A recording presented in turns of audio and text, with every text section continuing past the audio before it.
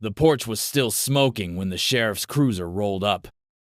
Karen was screaming something about national security. The HOA board was filming everything with their phones, and that poor UPS guy just stood there frozen, holding a box labeled confidential. Freeze frame. Yep, that's me.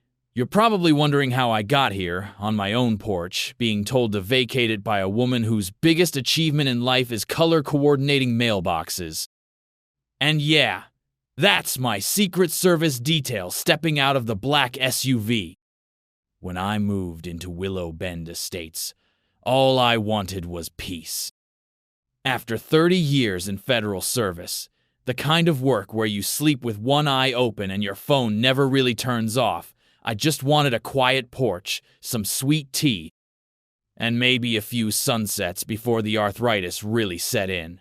The house was modest, but solid. Wraparound porch, white wood trim, a porch swing that creaked like an old friend. My realtor said it was an independent lot with character, which I should have realized meant the HOA is going to hate this place. But at the time, I wasn't worried. I'd survived 6 overseas assignments, 2 assassination attempts, and a Senate oversight hearing that nearly made me turn gray. I figured I could handle a couple bored retirees with clipboards. That was my first mistake. It started innocently enough. A note in the mailbox from the Willow Bend Aesthetic Review Board, which is what they call the HOA committee when they want to sound like a jury of Parisian interior designers.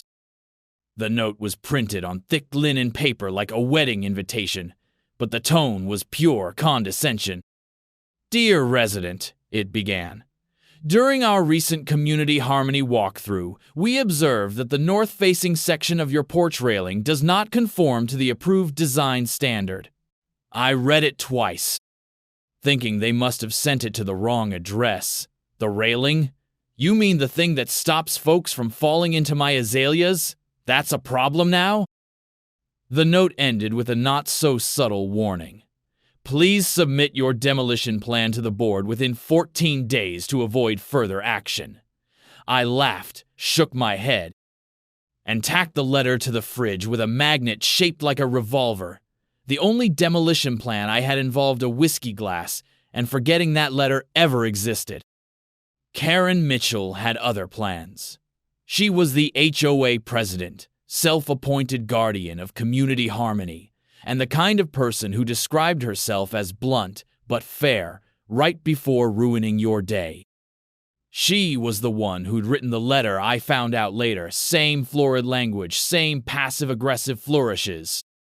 She looked like she had walked off the set of a Southern courtroom drama. Pearl earrings, iron slacks, and the permanent expression of someone who just smelled bad coleslaw. I met her 2 days later during what she called a routine architectural compliance visit. I was sipping coffee on the porch swing when she strutted up the walkway, clipboard in hand, flanked by 2 other board members who looked like they'd rather be anywhere else. "Mr. Thompson," she said without looking up, "I'm afraid your porch railing has been deemed a visual outlier." "Outlier," I repeated. "Ma'am, this railing's been here since the Carter administration. What's it outlying from?" She ignored the joke and gestured toward a glossy brochure of beige and white townhomes that all looked like they were printed from the same 3D model. "Uniformity is crucial to maintaining property values," she said, handing me a copy. "This railing, with its carved posts and natural wood finish, introduces visual discord." I stared at her, trying not to laugh. "So you're telling me the porch railing is too happy?" One of the board members coughed into her fist, clearly trying not to laugh. Karen didn't flinch. "We're giving you until the end of the month to remove it, or you'll be subject to escalating fines." I leaned back in my swing and gave her my best poker face. "You do what you need to do, Miss Mitchell," I said, "and I'll do what I think is right." 2 days later, the first fine arrived, $150 for non-compliance with structural harmony. I ignored it. The next week, another notice, this one for $300, citing escalating resistance to community aesthetic standards. By the third week, they were billing me $450 and accusing me of willful violation of the Porch Integration Directive, which sounded less like an HOA rule and more like a Cold War policy. I called the number at the bottom of the letter and asked to speak to someone with an ounce of common sense. They transferred me to Karen. "Mr. Thompson," she said sweetly, "we take community unity very seriously. If we let one person keep an unapproved railing, what's next? Orange shutters? God forbid, a bird bath." "You're afraid of a bird bath now?" I asked. "Have you considered therapy?" She hung up on me. That's when I knew it wasn't going away. So I started documenting. I installed motion-activated cameras around the perimeter, saved every letter, every email, every picture. I built a binder with color-coded tabs. Notices, correspondence, fines, Karen, verbal threats. I even labeled one section weaponized bureaucracy. I knew the game now. They wanted to wear me down. Make me another one of the quiet, compliant porches in the beige army of HOA-approved conformity. But I'd stared down people with guns, and I wasn't about to be intimidated by a woman with a clipboard and a Pinterest addiction. Neighbors started to notice. Some were sympathetic, others distant. The guy across the street, Ron, gave me a thumbs up every time he saw me sitting defiantly on the porch. A woman named Janet brought over lemon bars and whispered that Karen once fined her for having wind chimes that chimed off key. But mostly, people kept their heads down. That's how HOA regimes work. A little fear, a little peer pressure, and suddenly everyone's too scared to ask questions. But I wasn't built like that. The fines kept coming, now over 2-0 total. Karen started issuing duplicate violations under different names: porch disharmony, material irregularity, even baluster asymmetry. One letter accused me of visual sabotage, as if my porch was some kind of insurgent cell destabilizing the neighborhood. I sent back a handwritten note with one sentence: "This is the hill I'll die on." I framed a copy and hung it above the front door. Then one morning, I stepped outside to find a red tag stapled to the railing. Final notice: structure to be removed under Section 7.3, Emergency Remediation Authority. I read it twice, then laughed. "Emergency?" I muttered. "Guess we've declared war." I poured myself a fresh cup of coffee and sat on the swing, watching the sunrise over the neighborhood Karen had tried so hard to sterilize. She didn't know who she was dealing with. I'd played the long game before, and I had every intention of winning again. So I kept sipping my coffee while the fines stacked like firewood, and Karen's threats got bolder. But she didn't know my porch wasn't just a porch, it was a line in the sand. And sometimes, all it takes is one stubborn old man with a folder full of receipts and a camera trained on the front walk to make a tyrant think twice. It escalated the way wildfires do. One spark, a little wind, and suddenly the whole damn hillsides lit up. I thought the fines were the end game. I thought Karen and her clipboard army would run out of adjectives for my porch by the time summer rolled around. But I underestimated her. You don't get to be HOA president for life in a place like Willow Bend Estates without a particular kind of ambition. The kind that ferments in Tupperware and wears matching monogrammed polos. The kind that sees a retired man enjoying a cup of coffee on his porch and thinks, how dare he? So when the citations didn't break me, Karen pivoted to surveillance. I noticed it one morning while pruning my succulents, a strange whirring overhead like a mosquito with a camera.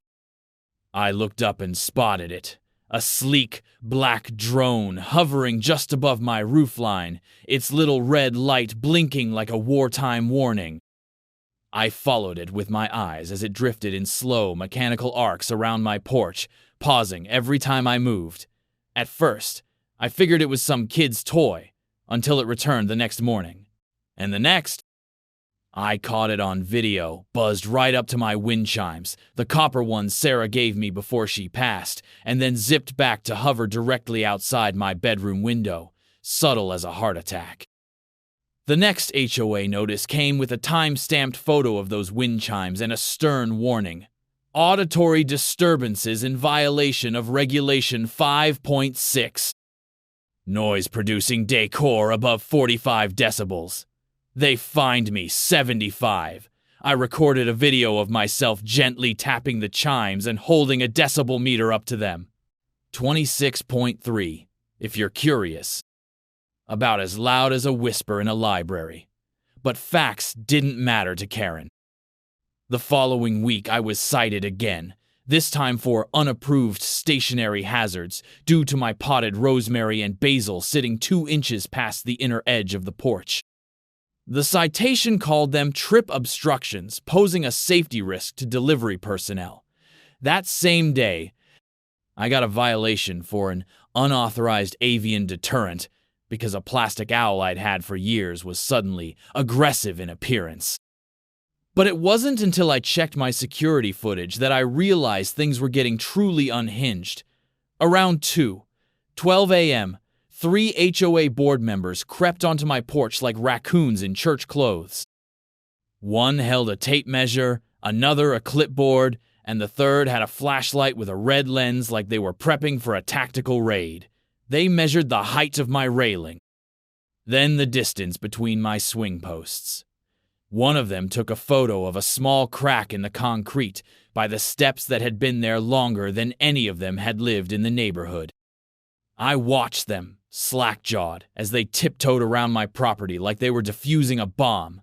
One even wiped his feet before stepping off the porch because God forbid he track grass back to his Ford Escape. I sent the footage straight to the city's property compliance office, filed a formal complaint, and even emailed it to the local news. Though I knew they'd rather run stories about missing cats and church bake-offs than trespassing HOA board members, Karen, predictably, responded with fury. The next HOA meeting, which I wasn't invited to but heard about from Ron across the street, featured a brand new item on the agenda. Emergency motion for resident-restricted access to non-compliant properties. I later got a copy of the minutes. Karen had called it a temporary neighborhood-wide safety ordinance due to heightened risks posed by architectural anomalies. That was her latest name for my porch, an anomaly. Like it had just risen from the earth, unholy and unwanted, like the front steps of a haunted house. The board voted 5-2 in favor of the new rule, and the next day I received an official notice printed on heavy cardstock. Resident is restricted from accessing said porch until remediation is complete. They stapled it to my door like a final eviction. I called the city again, told them the HOA was trying to bar me from my own porch. The guy on the phone sounded exhausted. Technically, they can't keep you off your own property, he said, but they can fine you for non-compliance and claim it's a safety hazard. It's shady, but within the bounds of how HOAs operate. He paused. Do you want to file an appeal? Already filed, I said. Twice. Then maybe get a lawyer, he offered. Or move. I hung up and laughed until I coughed. Move? They thought I'd move? Karen must have thought this was just a game of who could wait longer. But I've outweighted drug lords, dictators, and a senator who tried to sneak out of a deposition. Time is just a tool when you know how to use it. Then came the security guards, not actual police, not even real security, far as I could tell. 2 men in black polos with community enforcement, stenciled in bold white letters, showed up on my lawn the next morning and told me I was in violation of a resident access restriction. They asked me to step off the porch. One of them, a tall, waxy man with a goatee and a clipboard, started filming me with his phone. Sir, we need you to vacate the structure. The porch? I asked. Yes, sir, the non-compliant structure. Are you high? I replied. Sir, we've been hired by Willow Bend Estates to enforce safety standards. And who licensed you? I asked. He looked down at his clipboard. We're independent contractors. Of course you are. I finished my coffee while they stood there, unsure what to do next. Eventually, they backed off after I told them I was calling my attorney. I wasn't bluffing. The next hour was spent with my lawyer, a man named Jerome whose voice could soften concrete. They can't legally enforce that, he said after reading the notice. But they're definitely going to try, and they'll bury you in paperwork until your porch gives up before you do. Let them try, I told him. The next day, a do not enter sign appeared in my yard, hammered into the soil like a grave marker. Bright red, all caps. It looked like something you'd find at a crime scene or a condemned carnival. Beneath it, a laminated HOA notice. Access to this porch is a safety violation pending structural resolution. Fines will continue until resident complies with remediation. I tore it out of the ground and chucked it into my azaleas. Karen responded by doubling the daily fine to $200. I stopped counting after it passed. 5-0. I sat on that porch every day, drank coffee, read spy thrillers, took photos of the guards who circled in their golf cart like bored mall cops. I even started inviting neighbors over. Ron came by with a folding chair. Janet brought iced tea. We sat and talked like it was normal, because it was. The porch wasn't the anomaly. Karen was. One night, around 3:30 a.m., I saw the drone again. It hovered silently in the dark above the porch like a robotic hornet, its little red light blinking steadily. I stood up, pointed my flashlight straight at it, and then flipped it off for good measure. I wasn't playing anymore. Karen wanted a spectacle. I'd give her one. She wanted a fight. She'd picked the wrong man because I was still standing, and the porch wasn't going anywhere. Not yet. Not until she learned that sometimes the only thing worse than a non-compliant structure is the man who refuses to step off it. It was a Tuesday, the kind that starts deceptively quiet. Blue skies, bird song, the scent of freshly mowed grass drifting from Ron's yard. I was halfway through my second cup of coffee, sitting on my porch like I did every morning, boots on the step, radio humming an old Otis Redding tune, when I noticed the sound of diesel engines grinding toward me. I looked up and saw them. A flatbed truck hauling a small backhoe, followed by a white work van labeled Willow Bend Community Contractors. Karen was strutting behind them, clipboard under one arm, sunglasses perched on her head like a crown. She looked like a general surveying a battlefield she'd already declared won. I set my mug down. "Morning, fellas," I called, but none of them made eye contact. 3 guys jumped down from the flatbed, pulling out cones, tool belts, and a bright orange plastic barrier roll. That's when I noticed the sledgehammer. Karen reached my gate and didn't even wait for an invitation. "Mr. Thompson," she said, voice syrupy and smug, "you've had more than sufficient notice to comply with community remediation orders. Today, we begin the safety correction process." I raised an eyebrow. "You're here to do what?" "Remove the unauthorized structure," she said, gesturing dramatically toward the porch steps like they were a live minefield. "The board has approved an emergency structural remediation under Article 14C. Your failure to comply left us no choice." I laughed, not politely. "Lady, if you think I'm just going to let you tear apart my porch while I'm sitting on it, you're more delusional than I gave you credit for." Karen stepped forward, nodded at the workers, and whispered something. The man with the sledgehammer approached the steps. I didn't move. "You swing that hammer, son," I said quietly, "and your union rep's going to be explaining why you just tried to damage federal property." He hesitated. Karen snapped. "Do it now." That's when the Suburban pulled up. Black, bulletproof, no plates. It parked at the curb with the kind of quiet authority that doesn't need sirens. The doors opened in unison. Two men in suits stepped out, sunglasses on, posture stiff as steel. One walked directly to me, nodded. "Sir." I stood slowly. Karen blinked, her confidence wavering for the first time. "What is this?" she asked. The taller agent turned to her. "Ma'am, you're interfering with a protected federal perimeter. This structure is currently flagged under a dormant national security clause and cannot be modified, altered, or trespassed upon without clearance from the Office of Protective Infrastructure." Karen squinted. "What are you talking about? This is an HOA matter." "Not anymore," the agent said, producing a folder from inside his coat and flipping it open to a federal emblem. "You've entered a zone classified under FP-Con Delta. Review status." Karen looked like she'd just tasted battery acid. "That's not possible. This is a porch." The agent didn't flinch. "That porch is part of a legacy surveillance grid built under the Domestic Monitoring Initiative, installed in 2004 as part of a passive neighborhood routing system for flagged intelligence backscatter. You've interfered with encrypted optical relay points, and any further attempts to demolish or remediate this structure constitute federal obstruction." The workers were already backing up. Karen took a step forward. "Who the hell is this guy?" she demanded, pointing at me.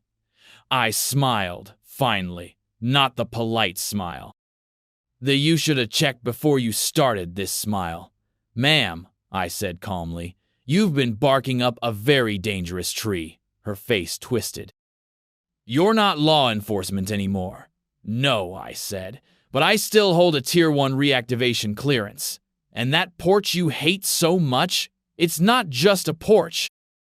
It's a test site for encrypted neighborhood passive surveillance, built with a federal grant and still subject to reactivation audits." "You're bluffing," she hissed. "Try me," I said. "Please." She didn't swing the hammer, but she did pivot. She marched off in a fury, talking into her phone so fast she tripped over her own words. Within an hour, I had a notice from the city building department. An anonymous tip claimed I had unregistered electronic surveillance equipment operating without permits. 2 days later, the postal worker informed me my mailbox had been flagged for suspicious activity. I checked the camera feed. Karen, or someone working with her, had opened my outgoing mail, resealed it with fresh tape, and handed it over to the city inspector. She had crossed a line that even the HOA handbook didn't cover. Mail tampering is a federal offense, but it wasn't just mail. That night, my neighbor Janet called me in a whisper. "They're telling people you have spy equipment hidden in your porch floorboards, that you're watching children, that you have cameras pointed at windows. Karen said you used to interrogate suspects in your basement." "I don't even have a basement," I muttered. "I know," she said, "but not everyone does." The next day, my power flickered out. The HOA said it was due to tree limb interference. I don't have a tree. Then came the garbage dispute. They refused to collect my trash, citing non-compliant bag color. And the recycling? They tagged it with a warning for improper bin positioning. I took photos. I documented it all. But they weren't trying to be right anymore. They were trying to smear. Trying to turn me into a villain so they could justify what came next. I activated the porch's dormant mode, a protocol built years ago, never meant to be used in a suburban neighborhood war. But here we were, motion sensors on full tilt, redundant cameras in the eaves. A perimeter laser tripwire system my neighbor's cat now hated with a passion. All legal, all federal, all fully documented and backed by 3 different agencies. I filed a federal complaint citing interference with protected infrastructure and unauthorized municipal coordination with private entities. The city inspector who'd flagged my mail suddenly retired. The local permit office closed for an audit, and Karen, she doubled down. She held a community emergency meeting on the clubhouse lawn, big banners, free cookies, lemonade, and all. She stood on a portable stage and delivered a rousing speech about residents protecting themselves from domestic infiltration. She never said my name, but everyone knew. I watched from my porch. Filmed the whole thing. She waved at my house like I was some kind of monster in a castle. "We must stand strong against surveillance," she said. "Against rogue elements who threaten the peace and unity of Willow Bend Estates." Behind her, 2 board members clapped nervously, while someone handed out flyers calling for my immediate porch deactivation. That night, someone spray-painted "spy" on my garage door. I caught them on camera, a teenager with HOA lanyard credentials. His parents apologized. Karen didn't. And when I filed a police report, the officer looked bored until I handed him a federal affidavit. Then he got real polite, real fast. You could feel the temperature changing. People started crossing the street instead of walking past my house. A few brave ones nodded, whispered, "You holding up?" But most just looked away. I'd gone from eccentric retiree to the enemy inside the gates, and Karen had lit the match. But what she still didn't understand, what she never even thought to ask, was why my porch was classified. What made that railing untouchable? Why a retired man would sit there every morning, unmoved by fines or threats or paint. What Karen didn't know was that underneath my porch, inside a steel box bolted to a concrete footing, was a sealed transmission node, not active now but fully wired. It wasn't meant for surveillance. It was meant for routing emergency data during blackouts, cell tower loss, or coordinated attacks. A relic of the old days, a backup to the backup that no one remembered to dismantle. Except I did. And I maintained it. Quietly, legally. Every 6 months I sent a ping. Every 6 months, the system responded. Karen was so busy chasing power, she never stopped to wonder what kind of man would laugh at HOA fines while sipping coffee behind a reinforced porch swing.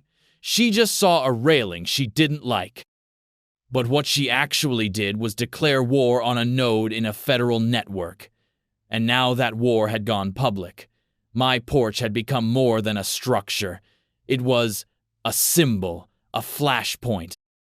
A line in the HOA battlefield between overreach and resistance.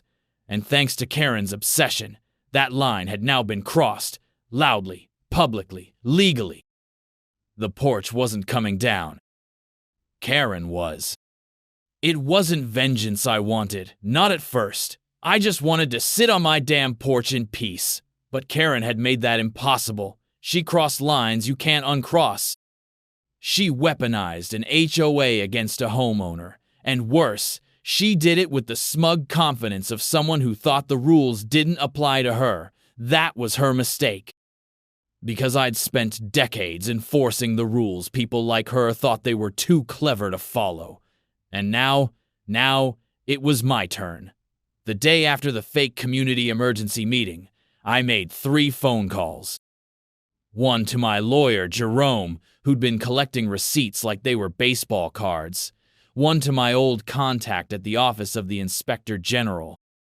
And one to a very quiet desk in the Financial Crimes Enforcement Network, the kind of place where, if they call you, you don't pick up, you pray. Within 72 hours, I had a federal compliance audit opened on the Willow Bend HOA. Not just a surface-level peek either, a full forensic review. I submitted copies of every notice Karen had ever sent me, every fine, every unauthorized entry, the drone footage, the porch surveillance, the private security firm that tried to remove me from my own steps. We flagged her contractor, Community Enforcement Solutions, and within a day found it had no licensure in the state, no business insurance, and no record of payroll filings, just a PO. Box, and a QuickBooks subscription. The company was dissolved by the end of the week under immediate administrative injunction, but that was just the start. See, most HOAs run lean. Annual dues, a few landscaping contracts, some common area upkeep. But Karen? Karen had been running Willow Bend Estates like her own private empire. Lavish dinners billed as board development, golf outings coded as strategic vision planning. Over 60. Zero in community enhancement consultations. That all went to a shell company listed under her cousin's name. We found an HOA-funded slush account that had been used to lease a second home on the lake. We found invoices from a security consultant, who turned out to be her nephew, for thousands of dollars in risk mitigation briefings, which was code for sitting in a folding chair outside my house with sunglasses and a notepad. But the real kicker was the fines. Every citation she issued, from wind chimes to potted plants, was logged in a proprietary HOA ticketing system, and each of those citations came with a processing fee. Those fees? They were supposed to be directed into the HOA's general fund. Instead, they were routed through a compliance processing agency that, after 2 shell companies, landed right in Karen's personal bank account. It was classic wire fraud, clean on paper, rotten to the bone. By the time the auditors were done, we had a 43-page dossier. My porch wasn't the only place she'd targeted. There were widows fined for overgrown rose bushes, veterans cited for military paraphernalia, flags on flagpoles. A single mom docked $600 for a mailbox color that wasn't community neutral. While the Financial Review quietly built pressure, Jerome filed suit, federal court, full-blown civil action, under the Americans with Disabilities Act and under federal veteran protection statutes.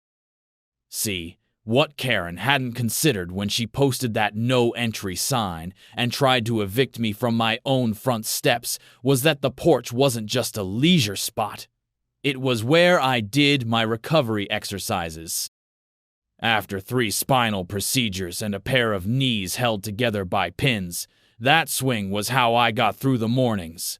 The porch was federally subsidized under my veteran housing benefits. She'd tried to have it torn down. That wasn't just a zoning issue, that was discrimination. Karen got served the morning of the final board meeting, right as she was placing her community morale agenda packets on each plastic folding chair. I watched her read the first page, watched the blood drain from her face. Her lips moved, trying to sound out the jurisdictional seal stamped on the envelope. The room had maybe 30 people in it, a few curious neighbors, some of her loyal cronies, and about 10 people who just came for the free coffee. She started her usual power play, calling the meeting to order, thanking everyone for coming together in these times of community disruption, and launching into a tirade about non-compliant structures. My porch, of course. That's when the door opened. 2 men entered, not from the neighborhood. One wore a simple gray suit with no tie. The other carried a leather briefcase and a manila folder. They moved with the kind of silent authority that sucks all the oxygen out of a room. "Ms. Karen Mitchell?" the first one asked. Karen blinked. "Excuse me, this is a private HOA board meeting." "Not anymore," he said. "We're with the Department of Justice, Civil Litigation Division. You've been served." Gasps rippled through the room. The manila folder hit the table like a gavel. "This board is under immediate investigation for fraud, discrimination, unlawful surveillance, and unlicensed security contracting." The room went silent. A second later, half the board members stood up, trying to walk out. The agents moved faster. More officers entered from the back, federal marshals, quiet and calm. Nobody was in handcuffs yet. But the air was thick with inevitability. Karen started talking fast, rambling about misunderstood procedures and interim interpretations of bylaws. Then she pivoted, voice rising, trying to paint me as the instigator. "He has surveillance equipment," she shouted. "He's tapped into city power lines. He's spying on children." I stood up slowly from the back of the room, arms crossed. "Go ahead, Karen," I said, loud enough for every phone camera now filming to pick it up. Tell them about the part where you tried to have my porch ripped out while I was still sitting on it. Or the fake security firm. Or the money you funneled through your nephew. Tell them about the wind chime fines, the paint codes, the drone.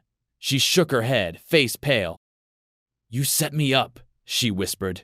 No, I said, walking forward.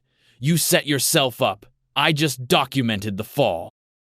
It was over in minutes. Karen was escorted out by 2 agents. Her heels clicked down the hallway like gunshots in a church. The rest of the board scattered like pigeons under gunfire. The marshals stayed behind to finish collecting evidence. They took laptops, receipts, even the HOA meeting binders. One of the officers nodded at me on the way out. Thanks for your service, sir. I nodded back. Took one for the neighborhood. The dissolution paperwork came 2 weeks later. Official seal, judge's signature, all of it. The Willow Bend HOA was no more. Frozen assets, forfeited funds. A court-appointed trustee took over maintenance operations until the city could absorb them. And the fines? All vacated, refunds issued, apologies printed. Not that I cared about the money. I didn't cash a single refund check. I framed the first one, $150 for railing variance. Hung it right above the door, a trophy. I rebuilt the porch myself. Took 3 weekends, 2 friends, and a shipment of reclaimed lumber from an old barn outside Tallahassee. I added a new swing, sturdier, a little wider. Finished the railings in deep, honest cedar.